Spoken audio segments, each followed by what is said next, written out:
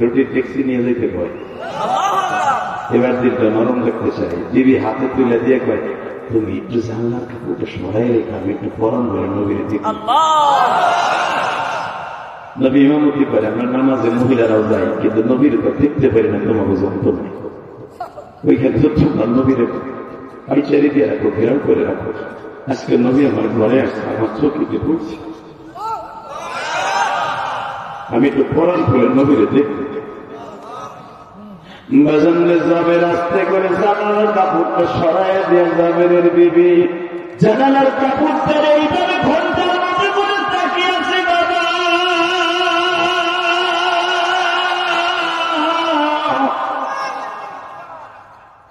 এই জন্য দেখবেন খন্দকের মাঠেই জাবেরের বাড়িতে বাবা নবী জাবেরের বাড়িতে বসে এমন বরকতের দোয়া করছিলেন, জাবেরের গাড়িতে 12 মাস দুধ দিত আল্লাহ, জাবেরের বকরিতে 12 মাস দুধ দিত আল্লাহ, জাবেরের খেজুর গাছে পুরা বছর খেজুর আসতো বাবা। মদিনায় 2 জন সাহাবীর বাগানে সারা বছর খেজুর আসতো, এই বাগানের খেজুর সবচেয়ে দামি ছিল বাজার। চোখের পানে ফেলায় এখন কাঁদবা বাবা, এ কলিজার টুকরা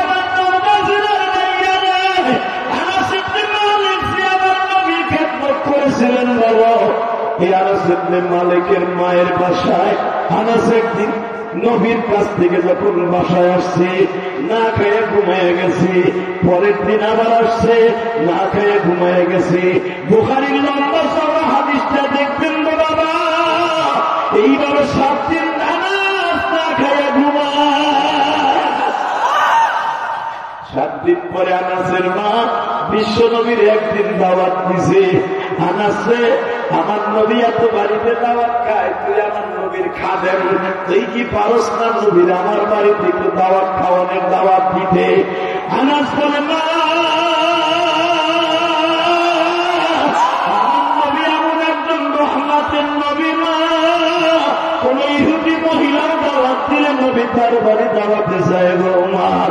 আনাসের মা বলে তুই একটু নবীর আজকে আইনে দে, তুই নবীর খেদমত করো 2.5 বছর হয়ে গেল, তুই আমার নবীর একটু আমার বাড়িতে দাওয়াত খাওয়াবো।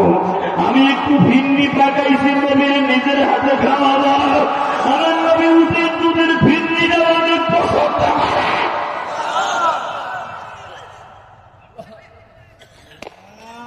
করে, যেমন নবীর একটু আনিয়ে দেয়।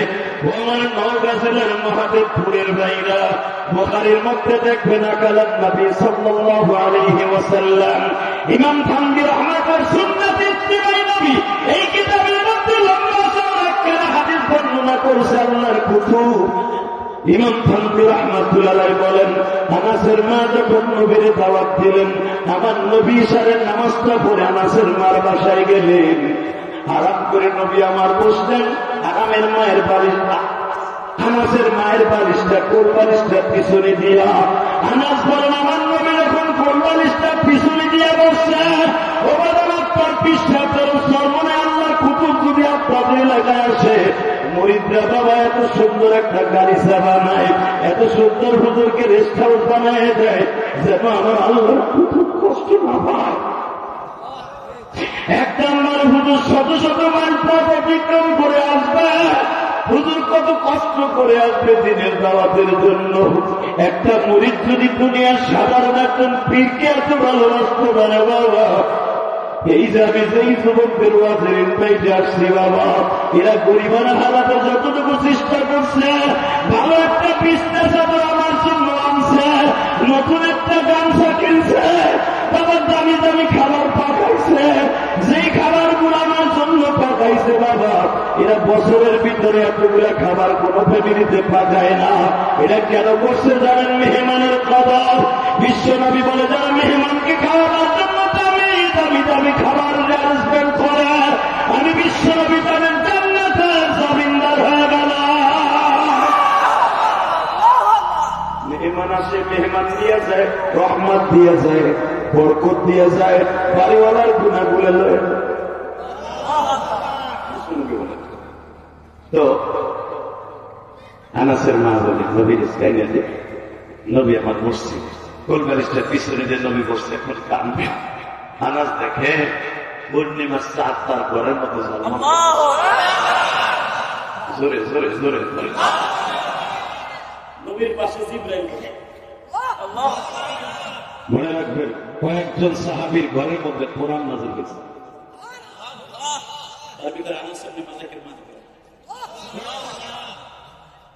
মন খারাপ কষ্ট লেগেছে, এবার একটা আওয়াজ দিবেন। জীবনে কোনোদিন এই মহাদেব কোনো মজবে আওয়াজ দেন না। রেডি? হ্যাঁ, আনাস ইবনে মালিকের মার বসে কেমন নবী বালিশটা পিছনে দিয়ে পড়ছে। নবী এইভাবে তাকায়। আনাস ইবনে মালিক আমার নবী কি মারা গেল নাকি? এবার চোখে পানি দেখতেছে। আনাস ইবনে মালিক জানতেন যে নবী ওহী যখন নাযিল হয় তখন নবীর সমস্ত শরীরে পাথরের মতো হয়ে যায়। নবী কারোর সাথে কথা বলে না। আনাসের বুঝতের বাকি লেখেন আনাস তো নবীর খাদেম। আল্লাহ মুসলমানের পোলা একজন বিশ্বাসের সঠিক চরিত্র দেখতে পারে তার খাদেম। কয় নাম্বার বৃদ্ধি আনাস তো জানে আমার নবী কখন কি হয়। আনাস জানে দেখতেছে নবী নাযিল হতেন, হাত পা শুকনা, নিঃশ্বাস বন্ধ হয়ে যেত। আল্লাহ কুদরতে নিঃশ্বাসের মধ্যে বেঁচে থাকতেন।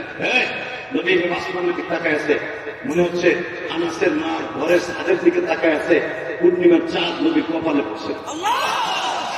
নবী ভাবে তাকায় আছে। আনাস বলে মা উসকুত মা ফি ওয়াক্তিন মা ইয়া উম্মি, কথা বলো না মা ওহী নাযিল হইতেছে, মা ওহী নাযিল হইতেছে।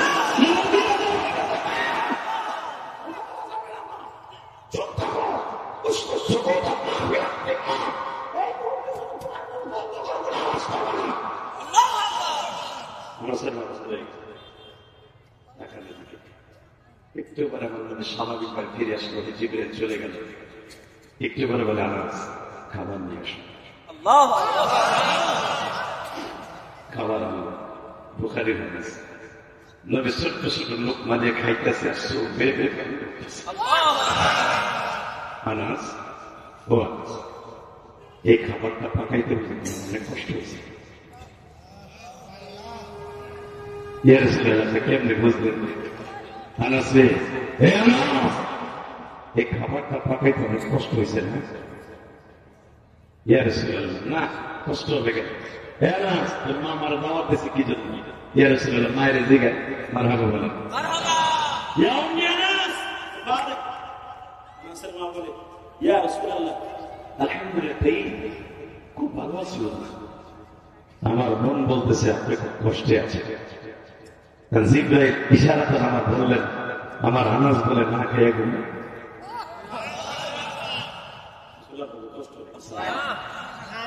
মিলাইলেন আপনার কষ্ট দিয়ে লাভ নেই। 1.5 ঘন্টার মতো হয়ে গেছে, 9টায় উঠছে, সাড়ে কষ্ট করে বেঁচে গেছে। এত সময় ওয়াজ করিনি, আর আপনারা ওয়াজ সময় এত সময় নাই যাবে যাওয়ার টাইম হয়ে গেছে। আছে আছে আওয়াজ দিবা? রেডি?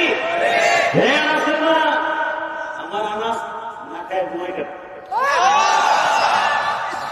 নবীজি এই জন্যই তো আপনার দাওয়াত দিচ্ছি। কেন আমার আনাস ঘুমায়? নবী গো, আনাসের 6.5 ভাই বোন, ওর বাবা তো গরিব মানুষ। নবী আমার আনাস যদি একটু খাওয়ান আমি আনাসের লেগে রাইখে দিই, এই খাবারটা আনাস যখনই রাইখে দেয় তার ভাইয়ের ক্ষুধা বেশি, তার ভাইরা খাইয়ে ফেলে। আনাসে খাওয়ান না পাইয়া আস্তে করে আনাস ঘুমায় পড়ে। এইভাবে আস্তে আস্তে 1 সপ্তাহ হয়ে গেল। আনাস রাত্রে আপনার খেদমত করে এসে না খেয়ে ঘুমিয়ে পড়ে। আমার নবী বলে আনাসের মানে ওহী 2 প্রকার, একটা হলো মাতলু আর একটা হলো গায়রে মাতলু। মাতলু যেটা সেটা হলো ডাইরেক্ট কোরআন শরীফের আয়াত। গায়রে মাতলু যেটা জিবরাইল আসে ঠিকই, কিন্তু কোরআনের আয়াত না। যদি আমার আনাসের সাথে কোরআনের আয়াত নাযিল হয় নাই, আমার কাছে আমি শুনতে পাইলাম আমার আনাস না খেয়ে ঘুমায়। আনাসের মা আনাসের জন্য কি চান? আপনি চান, আপনি তো জানেন না সন্তানের জন্য মায়ের দোয়া কত দ্রুত কবুল হয়ে যায়। আনাসের মা বলেন, নবী গো,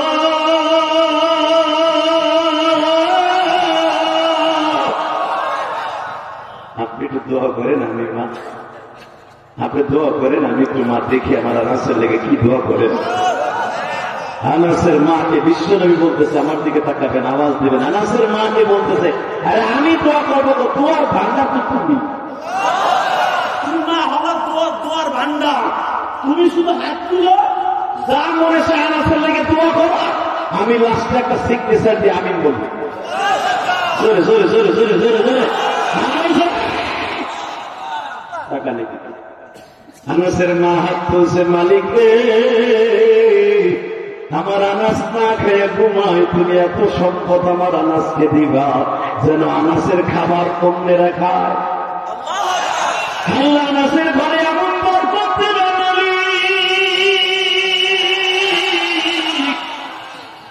আমার আনাস যেন আর কোনদিন না খায় না ঘুমায়। আমার আনাসের কারখানায়, আমার আনাসের খেজুরের বাগানে যেন অনেক গোলাম বান্দি কাজ করে, আনাসের উটের খামারে, ছাগলের খামারে যেন অনেক মানুষ চাকরি করে, এমন ভাবে আমার আনাসে তুমি খাবারের ব্যবস্থা করে দাও। বাজান মাই দোয়া করতেছে, লাস্ট ফিনিশিং আমার নবী শুধু বললেন আল্লাহুম্মা আমিন। বুখারীতে যখন নবী আমিন বলছে দোয়া কবুল হয়ে গেছে। এবার আমার দিকে তাকান, নবীর জীবদ্দশায় একদিন দেখে আনাস এইরকম রেশমের কাপড় দিয়ে বাবা ঠান্ডা লাগছে, নাক পরিষ্কার লাগছে। জোরে জোরে জোরে জোরে জোরে আনাস, এই দামি রুমাল দিয়ে তুই নাক পরিষ্কার করস? ইয়া রাসূলুল্লাহ, এটা আপনার দোয়া। নবী বলে, আনাস তোর ফ্যামিলির খবর কে করবে? বলে, হুজুর 5 বছরের মাথায় আপনি যে দোয়া করে আসছিলেন, আপনি যে দোয়া করে আসছিলেন নবী, আপনার দোয়া এমন কাজে লাগছে। নবী বলে, আমার সাথে সাথে তোর মার দোয়ার কথা বলতে পারলি না? আল্লাহ কথা বলো তো, দরখাস্ত দিছে তোর মা, সিগনেচার দিছে আনা। শোন, তোর মা যেই দোয়াগুলা করছে, দেখ রব্বে কারিম কি বরকত দিছে। আনা সারা বছর তোর খেজুরের বাগানে খেজুর ধরে। মদিনার খেজুর যদি হয় 1 আঙ্গুল করতে হবে, জোরে জোরে জোরে জোরে জোরে। এখনো মদিনায় এত বড় বড় খেজুর আছে যেটাকে আম্বার বলা হয়। লিল্লাহি তাকবীর। এত বড় বড় খেজুর আছে আনাসের বাগানে। বাজানলেবার আমার দিকে তাকান, এই জামানায় যদি এত বড় খেজুর থাকে, আনাসের বাগানের খেজুর গুলা বাবা আবাদ ছিল, এই 1 বিঘাতের মতো লম্বা লম্বা ছিল। এটা আমার নবীর দোয়ার বরকতের খেজুর গো বাবা। ওই জামানায় আনাসের বাগানের খেজুর সবচেয়ে চড়া দামে বিক্রি হইত। আনাসের মা উটের মধ্যে আমার আল্লাহ, আনাসের ভেড়া বকরির মধ্যে এত বরকত হয়েছে বাবা, যতটা ভেড়া বকরি জন্ম নেয় তখন প্রতিবার 2টা-4টা করে বাচ্চা জন্ম দেয়। 2টা-4টা করে সন্তান জন্ম দেয় ভেড়া বকরিতে দুম্বার। বাবা 1 বছর যাইতে না যাইতে বাবা উটের মধ্যে, ভেড়ার মধ্যে, বকরির মধ্যে আমার আল্লাহ এত বরকত দিয়ে দিছে, মাত্র 2 বছরের ভিতরে আনাস বড় লোক হয়ে গেছে। এবার আমার দিকে তাকান, আমার বিশ্ব নবী সেই রহমতের নবী, এই মেয়েরাজের সাথে এখন আমার আল্লাহরে দেখে দিবে, 2 নয়নের পানিতে আমার আল্লাহরে বুঝে। একদিন আনাস নবীর সামনে বসছে বাবা, দামি একটা পাঞ্জাবি গায়ে দিয়া। বিশ্ব নবী বলে, তুমি তো সেই আনাস, যে আনাস একটা সেরা জামা গায়ে দিয়ে আমার খেদমত শুরু করছিল। আজকে তোমার এই পর্যায়ে কে এনে দিছে জানো? আনাস বলে, ইয়া নবী, ইয়া রাসূলুল্লাহ, ইয়া হাবিবাল্লাহ, আপনি আল্লাহর বন্ধু ব্যবস্থা করে দিছেন। নবী আমার বলেন, আরে আনাস, দরখাস্ত দিছে তোর মা। আনাসকে পৃথিবীর কোন সন্তানের অ্যাকাউন্টে যদি মায়ের দোয়া থাকে রে আনাস, এই সন্তানের দোয়া ডাইরেক্ট কবুল হয়ে যায়। এ আমার নওগাঁ জেলার ফুলের কলিজার টুকরা বাইরে চোখের পানিতে আমার আল্লাহর বুঝায় কইবা, যেই যুবকের অ্যাকাউন্টে মায়ের দোয়া থাকে ওই যুবকগুলা দুনিয়া এবং আখিরাতে দুটো দিক দিয়ে বাঁচা। ঠিক না বেটি? জোরে বলো, আরো জোরে। মা বাবার খেদমত দরকার আছে না নাই? আছে? কে কে মা বাবার খেদমত করবেন? দেখে আল্লাহ হাত উঁচু করে দেবেন তো। আল্লাহ তুমি টাকা দেখো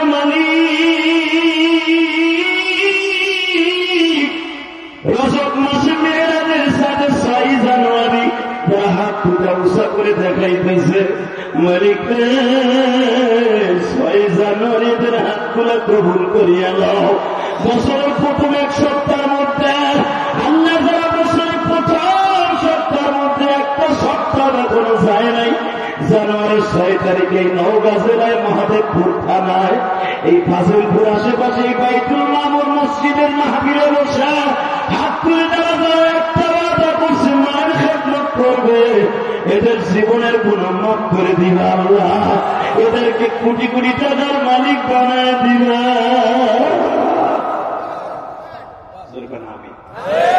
আরো দরকার না? মায়ের খেদমত দরকার আছে না নাই? করতে রাজি আছেন না? ইনশাআল্লাহ বলেন তো, আল্লাহ পর্যন্ত বলেন তো। আপনার ওই উত্তরবঙ্গে লোক আছে মা বাপের ঠিক মতো ভাত দেয় না, বউ শাশুড় শাশুড়ের ঠিক মতো দেয়, আছে না নাই? বিজাজ দেয়। আপনাকে অনেক ছেলের সাথে আমার কাতারে দেখা হয়েছে, অনেক ছেলের সাথে কাতার আমার দেখা হয়েছে। আপনাকে নওগাঁ জেলার, আলহামদুলিল্লাহ বলেন, নওগাঁ জেলার নওগাঁ সদর থানার অনেক ছেলে কাতার থাকে। আমরা তো দুহায় গেছি, যাওয়ার সাথে সাথে দেখি আপনাদের রাজশাহী নওগাঁর অনেক ছেলে কাজ করে, আলহামদুলিল্লাহ বলে। খেজুরের প্যাকেটিং করে, কেউ আঙ্গুর প্যাকেটিং করে, কেউ হোস্টেলে কাজ করে, বিভিন্ন প্রকার কাজ করে। তা আমারে বলে, হুজুর আপনি আমাকে নওগাঁ জানান, আনতে চাই। এর ভিতরে একটা ছেলে একদিন আমার রেস্টুরেন্টে দাওয়াত দিল, হুজুর আমি আপনার মসজিদে কিছু টাকাও দিব এবং আমার মাছজনকে দোয়াও করালাম। আমরা এক হোটেলের মধ্যে আমরা 8-10 জন বন্ধু থাকি, এক হোটেলে। ওদের যদি আপনি আসতেন, আপনার অনেক ভক্ত। আমি বললাম চলো যাই। ইশারের নামাজটা পরে যখন গেছি, বিশ্বাস করেন ছেলেটা আমার হাতটা চেপে ধরে বলে, হুজুর আমার বাড়ি নওগাঁ সদর, হুজুর একটা কথা বলি, আমি আপনার মতো ছোটকালে মা হারাইছি। বিশ্বাস করেন আপনাকে নওগাঁর ছেলে। গত বছর জানুয়ারি 13 তারিখ যখন আমি কাতারে গেলাম, তখন কথা বলছি, জানুয়ারি 13 তারিখ এখনো আসে নাই, 1 বছরও হয় নাই। ওই ছেলেটা আমারে বলছিল, কথাটা আমার আজকেও মনে পড়ছে, যখন আমি নওগাঁর দিকে আসতেছি, ছেলেটা যখন আমি দোহার থেকে বিমানে উঠে আবার ওখান থেকে সৌদি আরব যাবো উমরা করতে, ইন্দিবিন টাইমে ওই ছেলেটা এয়ারপোর্ট পর্যন্ত আসে আর বলে, হুজুর আমার গাড়িতে আপনার আগাই দিলাম কেন জানেন? আপনি বাংলাদেশে যায় যদি আমার জেলায় কোনোদিন যান, আমার ওই ছেলেটার কথা আমার আজকেও মনে পড়ছে। যুবক ভাইরা, আমি তোমার দুইটা পাও ধরে বলে দিয়ে যাই, ওই ছেলেটার কান্না এখন আমার মাথার মধ্যে বাজে। ওই ছেলেটা বারবার আমাকে বলো, কয়েক খোকা আঙ্গুর, একবারে গাছের আঙ্গুর ও আমার এনে দিয়ে বলে, আমার মনে পড়ে আমার বাবা কোনদিন এরকম আঙ্গুর আমার কিনে খাওয়াইতে পারে। ওই যে দেখো আমার আলেম ভাইরে কাঁদে, কেন কাঁদে জানো নি? আমিও তো বাজান গোপালগঞ্জ অত পাড়াবে একটা গরিবের ঘর, পল্লী গ্রামে একবারে জন্ম নিয়েছি। আমি কিন্তু শিল্পপতি ধনীর ছেলে নই গো বাবা, আমি একটা গরিবের সন্তান। ওই গোপালগঞ্জের জমিনে ঘুমিয়েছে আমার মা, কিন্তু আমার অ্যাকাউন্টে পুরা ফুলফিল আছে বাবা আমার মায়ের। আমার জনম দুঃখিনী মা,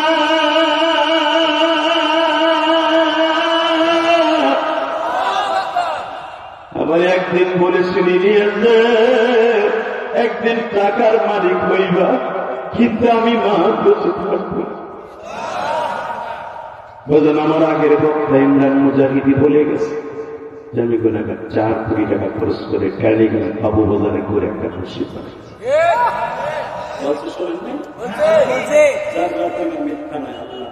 সাক্ষী রেখে বলছি, এই মসজিদটা বানাবার পিছনে একটা মাত্র কারণ কি জানেন? 12 বছর বয়স আমি মা হারাইছি। আমি মাদ্রাসায় পড়তে চাই নাই বাজার, এই যে সভাপতি আছে, প্রধান অতিথি আছে, আপনার কাছে বলে দিয়ে চাই, আমি মাদ্রাসায় পড়তে চাইনি। আমার মা আমারে বলে, ইলিয়াস যে তুই যদি মাদ্রাসায় পড়ে আলেম হস, আমি মা তোর দুধের দাবি ছেড়ে দিব। 2 নম্বরে তুই যদি আলেম হস, আল্লাহ তোর অনেক টাকার মালিক হবে। তুই তো কইতেছিস মাদ্রাসায় পড়লে মাদ্রাসায় ভিক্ষা করতে হয়, কালেকশন করতে হয়। তুই জানোস না বাবা, মাদ্রাসায় শুধু ছেলেরা আলেমরা ভিক্ষা করে খায় না, এরা দুনিয়ার শ্রেষ্ঠ শুধু দামি দামি জিনিসও খায়। আমার আলেম ভাইরা জিজ্ঞেস করে, এমন দামি দামি জামার গায়ে দেয় যেটা সে কোনোদিন অন্য ডিপার্টমেন্টে পড়লে এই জামা গায়ে দিতে পারত না। আলেম হওয়ার একটা পেরি, ঠিক না বেটি? কষ্ট হইতেছে বাবা, টাকালে টাকা। আমার মা আমাকে বলতেন, বাবা আলেমের নাতি, গোপালগঞ্জের ভিতরে আল্লামা শামসুল হক ফরিদপুরের নাতি তুমি, আল্লামা শামসুল হক ফরিদপুরের হাতে করা ছাত্র তোমার নানা, তুমি একই রক্ত। খবরদার তুমি মাদ্রাসা ছাড়বা না। যদি তুমি মাদ্রাসায় পরে আলেম হও, আমি মা তোমার দুধের দাবি ছেড়ে দেব। আমার আলেম ভাইরা, মায়ের দোয়া কত কাজে লাগে তাই দেখেন। আনাসের মায়ের দোয়া যেমন কাজে লাগছে, আমার মায়ের দোয়া কাজে লাগছে। আমার মা দোয়া করে গেছে, ইলিয়াস এখন তুই মসজিদ মাদ্রাসা করবি। আমি মা সেদিন থাকবো না। আমি যেদিন এই মসজিদের জায়গাটা কিনি, সভাপতি সাহেব আল্লাহকে সাক্ষী রেখে বলে, আমার আলিম ভাইরা, আমি মসজিদের জায়গাটা কেনার সময় আমি চিল্লাই কাঁদছিলাম, আর বলছিলাম, না গো মসজিদ ঠিক করতেছি না, তুই নাই গো।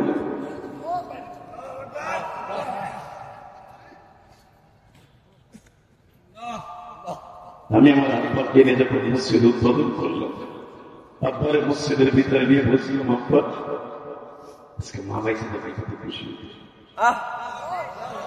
আমার আব্বা বলে, তোমার মা ঠিকই খুশি হয়েছে, তুমি জানো না। আমি বললাম, কেমনি? আমার বিশ্বাস তোমার মা কবরে হাসতেছে। জোরে জোরে জোরে জোরে জোরে জোরে।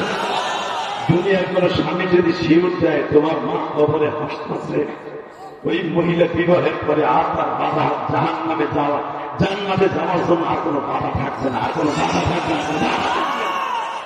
ওই মহিলার গোষ্ঠী কোন স্ত্রীকে যদি তার স্বামী একটা লকব দেয় যে তুমি চান নাকি, ইনশাল্লাহ আপনি যত গুনাহ করবেন স্বামীর দোয়া খাতির আল্লাহ তাকে মাফ করে দিবেন। আমার মা, আমার আব্বা বলে ফেলেন, চট করে বলে ফেলেন, আমার মসজিদ উদ্বোধনের দিন আব্বা বলে ফেলেন, তোমার মায়ের দেখতে পরে হাসতেছে। বাজানরা, আমি আপনাদের 2টা পাও ধরে বলে দিয়ে যাই, ইলিয়াসুর রহমান জিহাদের জীবনে কোন জিনিসের অভাব নেই গো বাবা, শুধু একটা জিনিসের অভাব। ইলিয়াসুর রহমান জিহাদি আজকে বাসায় যে মা বলে ডাক দিতে, এই মহাদেবপুরে এলাকায় যাদের মা নাই বাবা নাই গো, আবার আল্লাহকে একটা দরখাস্ত দিয়ে বুঝাবেন,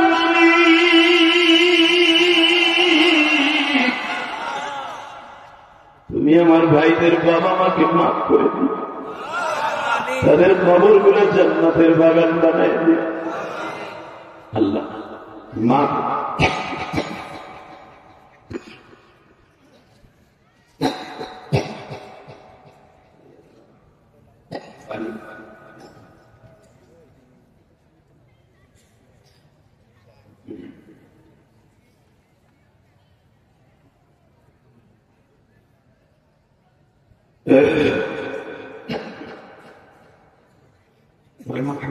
আলহামদুলিল্লাহ, নারায়ে তাকবীর, লিল্লাহি তাকবীর।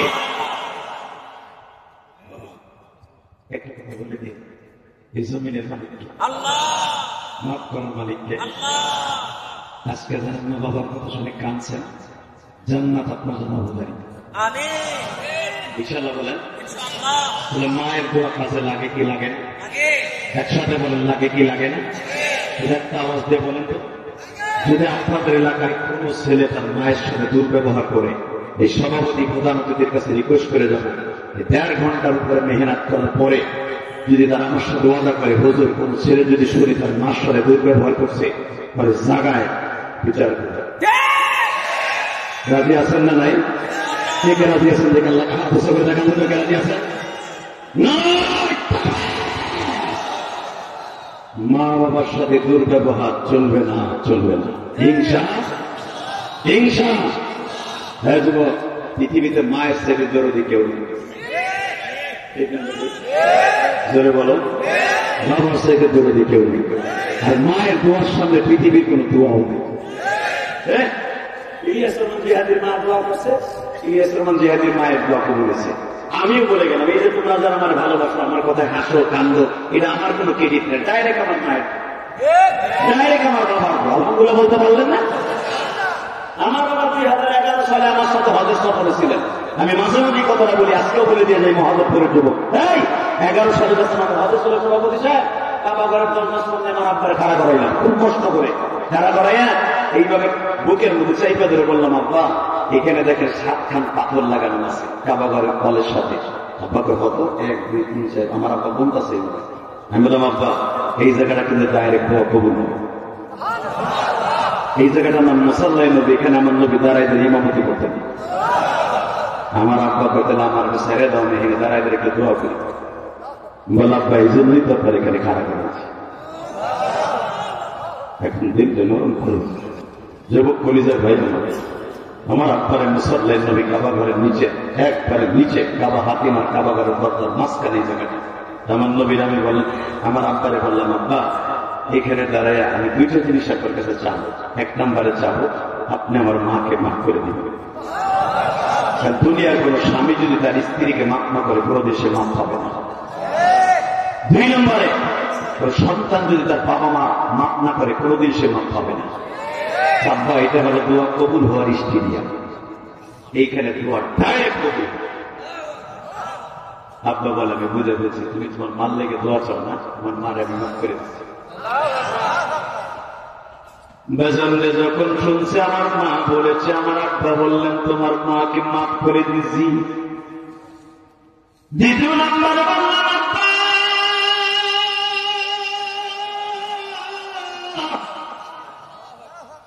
আমারে কি দিবেন?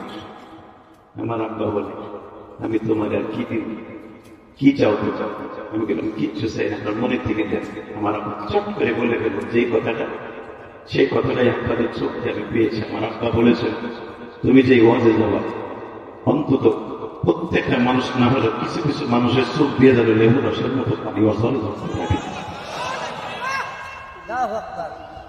আমি আমার আব্বার দোয়া আমার অ্যাকাউন্টে করবো।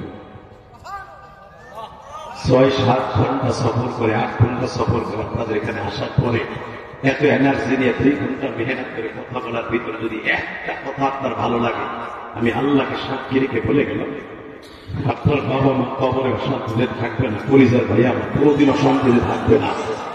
যদি কয়েকটা ওসিয়াত আমার শুনতে পারেন, 1 নাম্বার ওসিয়াত, আপনার নামাজটা ঠিক রেখে মা বাবার খেদমত করবেন। ঠিক রাজি আছেন? দেখে আল্লাহকে হাত উঁচু করে দেখাতে থেকে রাজি আছেন? আমার আব্বার কথা 1 নম্বরে কবুল হয়েছে। আমি এমন কোন দিন নাই, এমন কোন রাত নাই যে ওখানে দিনই ওয়াজ করলো যুবকরা কান্দে, রাতে করলো আল্লাহ তাদেরকে কান্দাই। কান্দানের পিছনে আমার আমল না, একমাত্র আমার বাবার দোয়া। তুমি যদি স্কুল কলেজে পড়ো, দোকানপাটে, যে কোনো জায়গায় ব্যবসা বাণিজ্য করো, আমি আল্লাহকে সাক্ষী রেখে বললাম, তোমার বাবার দোয়া যদি তোমার অ্যাকাউন্টে থাকে, তুমি 1 নাম্বার এই পৃথিবীতে হিরো। আলহামদুলিল্লাহ বলেন তো, আল্লাহু আকবার বলেন তো। তাহলে আমি বলবো, যুবক তুমি যদি আমার বন্ধু হইতে চাও, জীবনে তোমার সাথে দেখা হোক বা না হোক, শেষ মোনাজাতে মা বাবার জন্য দোয়া করে যেতে রাজি আছে না? ঠিক আছে, রাজি আছে? দেখে আল্লাহকে হাতের সাথে দেখাও, দেখাও দেখাও দেখাও, কলিজা দেখা পুনে 11টার সময় দেখা। আল্লাহ তুমি দেখো, আমি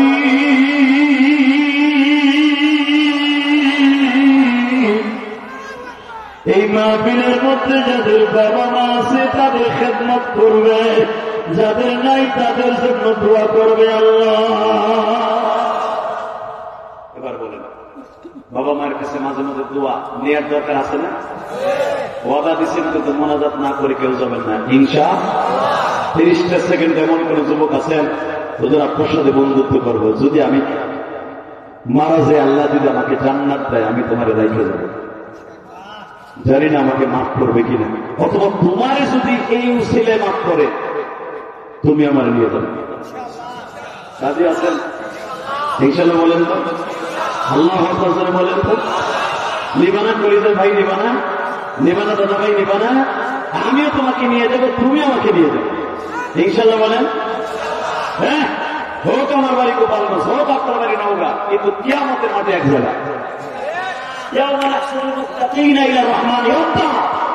যখন তুমি উঠবা জান্নাতের মাঠে যাওয়ার জন্য, ঘোড়াকে চড়বা, তখনও তোমার পাশে আল্লাহ থাকবে এবং যার সাথে মহব্বত ছিল সে থাকবে।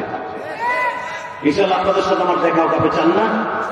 আমরা মুসাফিরের দোয়া যদি আল্লাহ কবুল করে, আমি ওয়াদা করে গেলাম, যদি আল্লাহ আমাকে মাফ করে দেন, আল্লাহ আমাকে একসাথে মাফ করে দেন। 30টা সেকেন্ড ওই বন্ধুগুলো আমি চাই, যে বন্ধুগুলোর বাবাই মাঠের মধ্যে আছে। কার কার বাবা আছে দাঁড়াও, কার কার বাবাই মাঠে আছে দাঁড়াও। এই মাঠের মধ্যে বসে আছে, তাদেরকে দাঁড়াইতে বসে। হ্যাঁ বলেন যে না, এই যুবক, তোমাদের যাদের বাপ আছে এই মাঠের মধ্যে, আমি বললাম দাঁড়াও, দাঁড়াও, কলিজা দাঁড়াও, কলিজার বন্ধু দাঁড়াও। ইলিয়াস কামাল জিহাদের মতো বন্ধু তুমি আর জীবনে পাওয়া কিনা জানি না, দাঁড়াও। কার কার বাবাই মাঠের মধ্যে বসে বসে ওয়াজ শুনতেছে? আপনার আব্বাই মাঠে আছে, এমন লোক আছে না? যাদের বাপ এই মাঠের মধ্যে বসে আছে তারা দাঁড়ায় থাকবে, এছাড়া দাঁড়াবেন না। যাদের বাবাই মাঠের মধ্যে আছে তারা দাঁড়ান। বাপ গুলো দাঁড়ান, বাবা গুলো দাঁড়ান। এই যুবকের যাবি না, কইটা দাঁড়াইতে বসে যাইতে বসে দোয়া করবো, বসো, কলিজা বসে বসা, ওয়াদা দিয়ে শুকনা যত্ন করে দেবো। যাদের বাবা আছে, বাপ পেট একসাথে দাঁড়ান। কার কার বাবা আছে দাঁড়ান, কার কার বাপ এই মাঠে আছে দাঁড়ান। বাপ পেট একসাথে দাঁড়াইছেন, আলহামদুলিল্লাহ বলেন। আল্লাহ আকবার জোরে বলেন তো, আল্লাহ আকবার জোরে বলেন। আমি বলার সাথে আমি ইলিয়াস রহমান জিহাদি যেরকম হজে দিয়ে আমার আব্বারে বুকে নিয়ে মাপ চাইছি, আপনি একটা দৌড় দিয়ে যে আব্বারে বুকের মধ্যে চিল্লাবেন আর কানবেন। যদি আপনার পানি আজকে আল্লাহ দেখে, আমি আল্লাহকে সাক্ষী রেখে বললাম, আপনার দোয়া আজকে কবুল হবে। যাও তো কলিজার ভাই, যাও যাও যাও, বাপের বুকের মধ্যে এখন মাপছে, যাও আমার বড় বুকের মধ্যে ধরো। কার কার বাবাই মাঠে আছে, বাবার বুকের মধ্যে নিয়ে একটা ডাক দিয়ে বলো, আব্বা গো,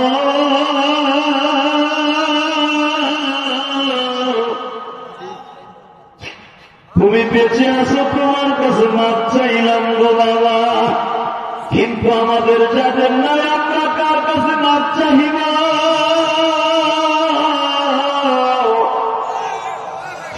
আল্লাহ যারা বাবার কাছে মাপ চাইছে তুমি তাদের মাপ করে দিয়া, যাদের বাবা মা নাই, যারা বাবার জন্য কাঁদবে তাদেরকেও মাপ করে দিয়া, এদের জীবনটাকে তুমি সুন্দর করে দিয়া, এদের ছেলেমেয়েরাও যখন দুনিয়ায় আসবে তাদেরকেও কবুল করে নিয়া, তাদের একটা সন্তানকে আমার চাইতে বড় আলেম বানায় দিও, আহমদ শফি সাহেবের মতো বানায় দিও, ফয়জুল করিমের মতো বানায় দিও, শাইখে সরমনার মতো বানায় দিও,